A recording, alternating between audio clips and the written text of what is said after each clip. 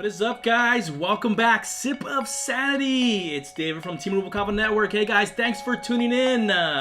Where is Marn? Where is Marn? So, or where the heck have we been with Sip of Sanity? So, let me just kind of start the show off with talking about this. So, the logistics for us to get together, to shoot this together has been really challenging. And it's just tough, man. When you have kids, a lot of the stuff that I film, I do it by myself because they're, I'm in between things, or whenever I can find time, or, if I'm trimming the stinking bushes, I just capture it. Those are things that I could just do by myself. But with Sip of Sanity, my partner in crime, it's just hard for us to get together. So I wanted to keep this series alive because I think there's so many things that we could talk about, so many things outside of the realm of Cobra Kai. Yep, I said it, Marn, Cobra Kai. Cobra Kai never dies, man. That's why. Cobra Kai's in everything. So, but I love this show. I love being on this set. And so you're like, what do you mean set? So let me just tell you, if you guys haven't figured it out, everywhere we shoot is for a specific set. So this is Sip of Sanity in our kitchen. It looks great, right? We have stuff. Hopefully I cleaned. The reason why we don't like filming in here is because we have to actually clean it first, which sucks.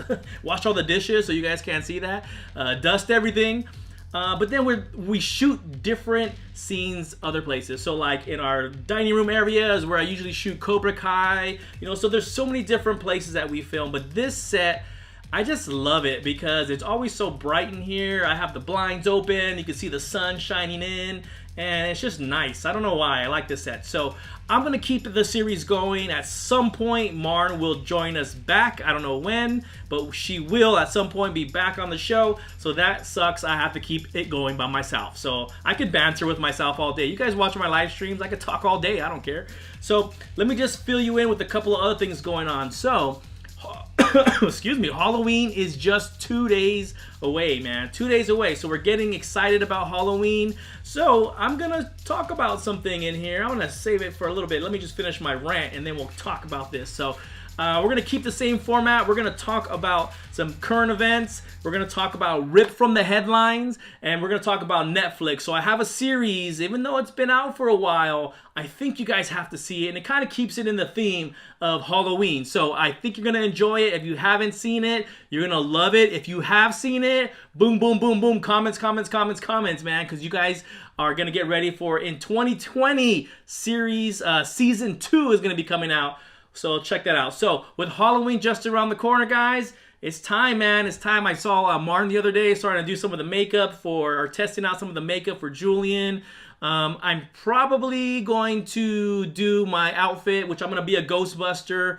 I think I'm going to do it on a live stream on Halloween. So you should see this video way before then. So I'm hoping to release this one today because that's what I'm going to do. I don't care.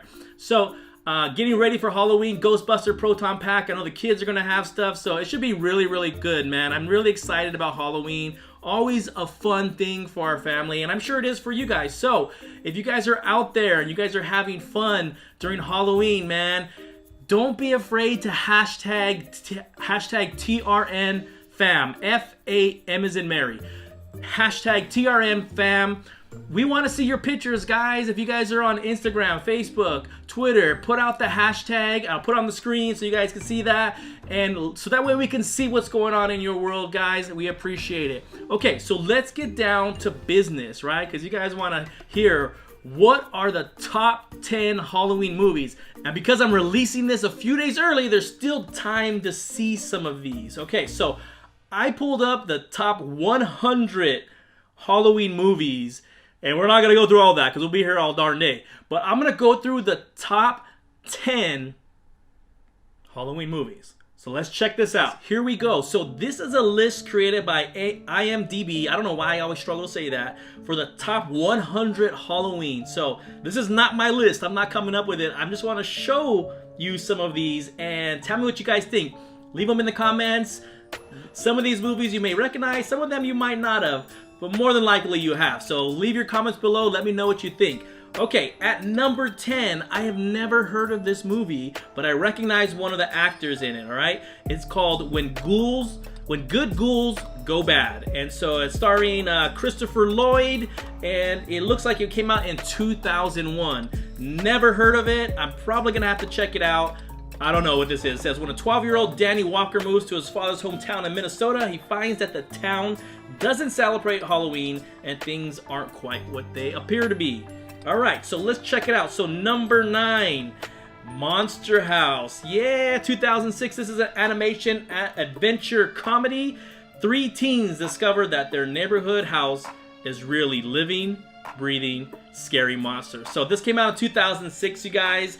For the first time I saw this movie, I thought it was really weird. The animation's really cool in it too. It's a little different, at least for me it is. And it was still pretty solid movie. The movie still grossed $73.66 million. So I'm not sure if they're categorizing this based on gross, but I think it might be. So I don't know. Let's check it out. So at number 8, who can forget Casper the Friendly Ghost? So in 1995, they released Casper the Friendly Ghost, the movie, and let's read it. An afterlife therapist and his daughter meet a friendly young ghost when they move into a crumbling mansion in order to rid the premises of wicked spirits. So I will tell you, I thought the movie was just okay. So if I had to give it a thumbs up and a thumbs down, you get like one of each. So it was like okay. Kind of pulled on some old childhood memories of Casper the Friendly Ghost. Overall, I thought it was pretty good, but I don't know if I'd pull that out every Halloween to check it out. But number 7, you probably will. So check this out. Number 7, you gotta say his name 3 times, guys. Beetlejuice, Beetlejuice, Beetlejuice, Beetlejuice, you guys. All-time classic. Came out in 1991, and so I will tell you, when this movie came out, man, I thought it was the weirdest thing. I was just a kid, man, when this came out. I was probably about 9 years old-ish, somewhere around there, and I thought it was the weirdest thing ever. But it was a really great movie, all-time cult classic. If you haven't seen Beetlejuice, you gotta make sure to check that out. Just on a side note, it made $113.5 million. Worldwide. So, all right. So let's check out number 5. Number 5, Trick or Treat, 2007. You guys, I remember this movie. I would have to watch it again, but I remember it was really creepy. It says 5 interwoven stories that occur on Halloween. An everyday high school principal has a secret life as a serial killer. A college virgin might have just met the guy for her. A group of teenagers pulled a mean prank. A woman who loathes the night has to contend with her holiday-obsessed husband, and a mean old man meets his match with a demonic, supernatural trick-or-treat. I remember this, so it has a couple of different stories in it. It's ranked up there number 5, right, guys? So let's check it out. So let's see what number 4 is. Halloween Town. So this one I don't really remember. So this came out in 1998. These are top 100 all time, guys. 1998, and it's starring Debbie Reynolds and Kimberly J. Brown, Judith Hoag, and Joey Zimmerman. And it is after learning she's a witch, a girl helps save a town full of other supernatural creatures. Interesting. Yeah, I don't know what this is. If you guys have seen it, let me know. Put the comments below. No clue what this is. But hey, it's on number 4. So let's scroll up one more time. So we are on number 3. Now, number 3, I have seen this. I'm a huge fan. Maddie's a fan. I know he loves this one. The Nightmare Before Christmas. So a great tale, you guys. Jack Skellington. This came out in 1993. Holy moly, that makes me feel super old. I think, if I don't want to date myself, I think I was a freshman in high school in 1993. Wow, that sucks. Growing up sucks. Getting old sucks. Jack Skellington, king of Halloween Town, discovers Christmas Town, but his attempts to bring Christmas to home cause confusion. So I think that's where there's a little bit of a confusion. I personally thought it was a Christmas movie, but I guess you could say it goes both ways. Starts Halloween, I don't know. Has a Metascore of 82. Looks pretty solid. Grossed $75 million worldwide. So let's check out the next one. So the next one, you will probably have to have seen this. If you have not seen this movie, you are missing out on an all-time classic. So let me just start it off. It has the title of the holiday. It's called Halloween, man. Halloween in 1978 is when it was released. Good old Michael Myers, man. Starring Donald Pleasance and Jamie Lee Curtis, Tony Moran, and Nancy Kyes? I don't know how to say that. 15 years after murdering his sister on Halloween night, 1963, Michael Myers escapes from a mental hospital and returns to the small town of Haydenfield, Illinois to kill again. So I actually just saw this maybe like 3 nights ago. It was on one of the channels. I can't remember which channel was showing all these Halloween movies, 30 Days of Fright or whatever.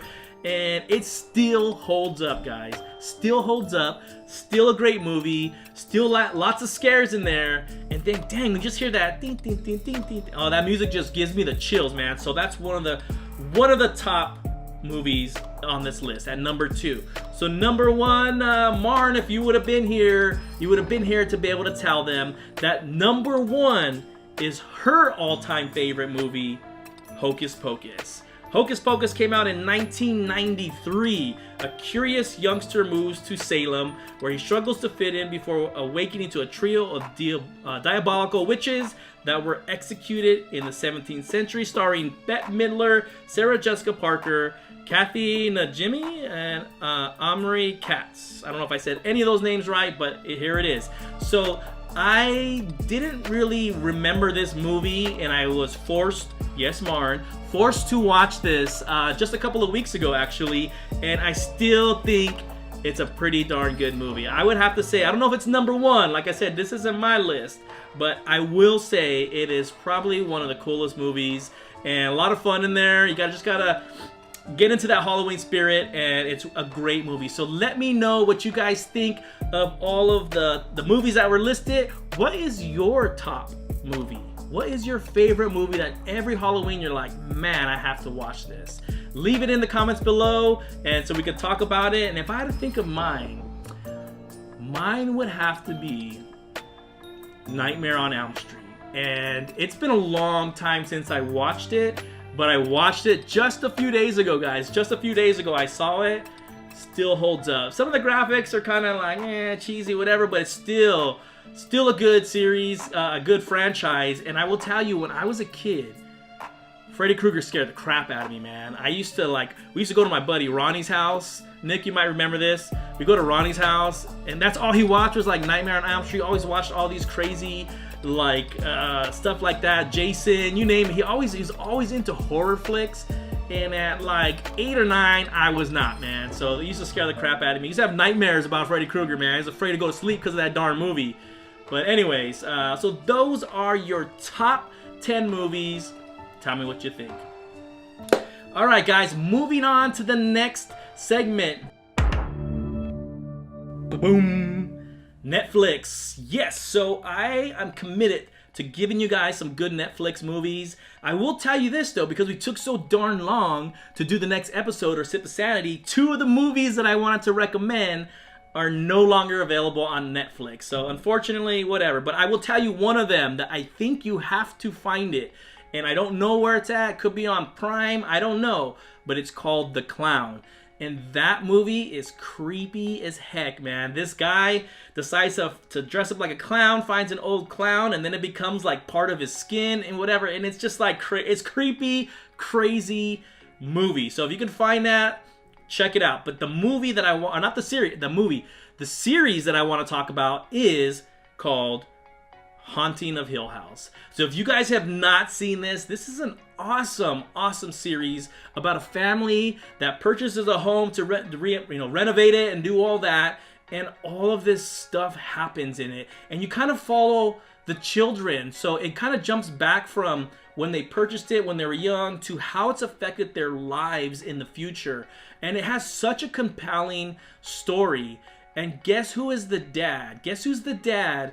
Back in, when it goes back to when the kids are small, it's none other than Elliot from E.T. Henry Thomas is the dad. And so it is just an amazing series, and it's coming out in 2020 season 2, so I'm really excited. But it was one of those series that it just captivates you. Like, you want to binge on this thing, and you will binge on this thing if you watch it, and you just watch what this family goes through. And it's just, it's tough, man. I don't know. You got to see it. You got to see it to believe it. Great storylines, sad tragedies and stuff that happen in it, and it's just a remarkable series, and I truly, truly enjoyed it. All right, next up, guys, ripped from the headline.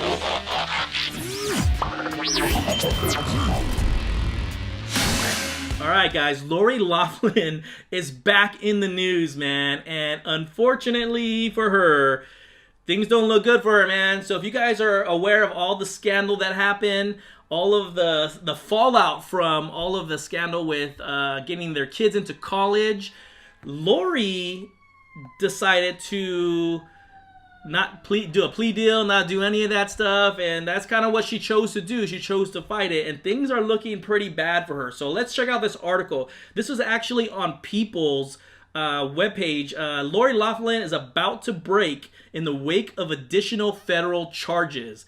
More federal charges. Since the day Lori and her husband, fashion designer Massimo, were indicted in the massive college admission scandal, the couple has been doing their best to keep their lives as normal as possible.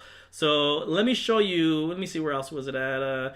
But as they await their next court date, which is set for January 17th, which was supposed to be a quiet lull in the legal storm, quickly returned to panic on October 22nd when the prosecution surprised them with a third federal charge. It says their family's in chaos and they knew it was a possibility and yada, yada, yada, and all this other stuff. So, it may lead to a moderately long prison sentence unless she is not found guilty. So let's just talk about this. So I didn't know what to think initially when I saw this. Like, my first thought was, who cares? It's not a big deal, until I thought about something. Felicity Huffman, which is the person that we talked about in the last Sip of Sanity, she's already out. She took her plea, she did her time, and that was pretty much it. And I pulled up just to make sure, because I thought I had heard this, and it shows on October 15th, let me see, she turned herself into the officials, and then whatever, and then, October 25th, she was released. So she did her time, and that's it. So things look like they're going to get really bad for Lori. And it kind of just makes you almost feel bad. At least I feel bad for people in general when things happen to them. But some of this stuff, you could have avoided, but you created it for yourself. And unfortunately, to see someone fall from grace, and someone like that, man, I loved her character, Becky, on Full House.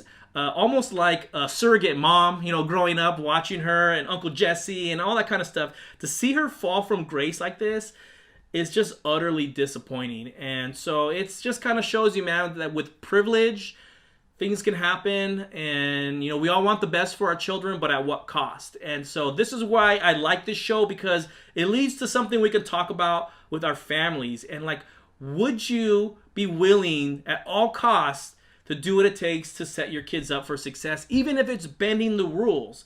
Now, it's easy to sit here and say, like, no, I would never do that. I would never do that for the kids.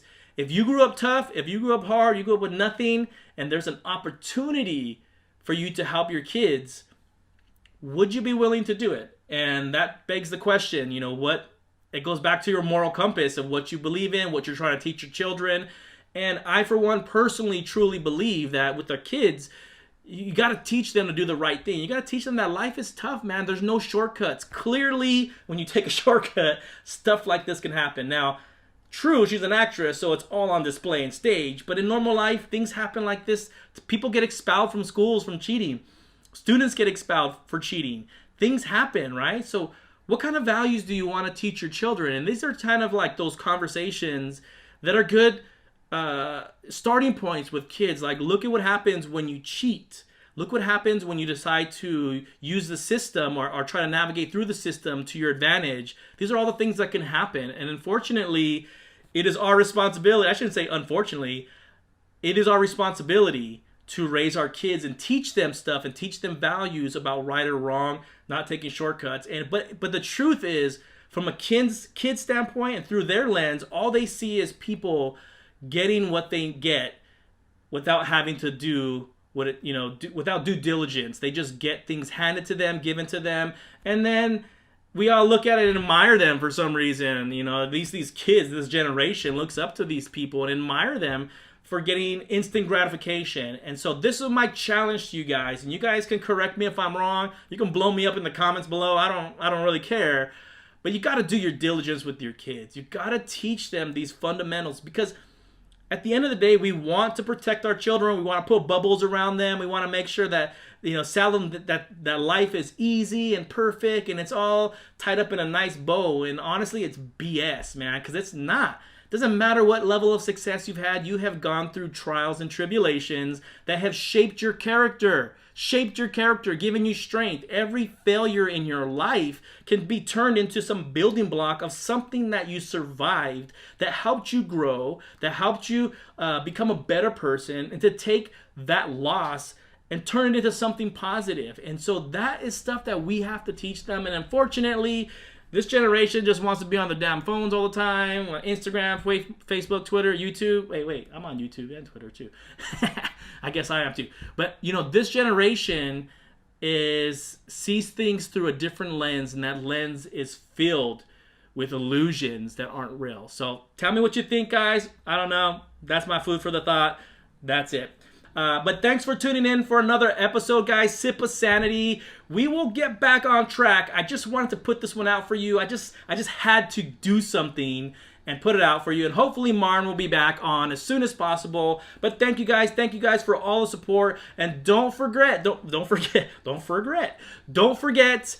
big event this Friday, Cobra Kai Chat. Yes, I'm going to say it. I don't care, Marn. Cobra Kai Chat live that we're going to do. It's going to be a big one. So check that out. We will see you on Friday. But once again, I appreciate all the support that you guys show towards our family. And thank you guys for calling us out, asking us where the heck is Sip of Sanity. We are coming back. We are coming bigger. We're coming stronger. And it should be a lot of fun. So stay tuned, guys. I'm out.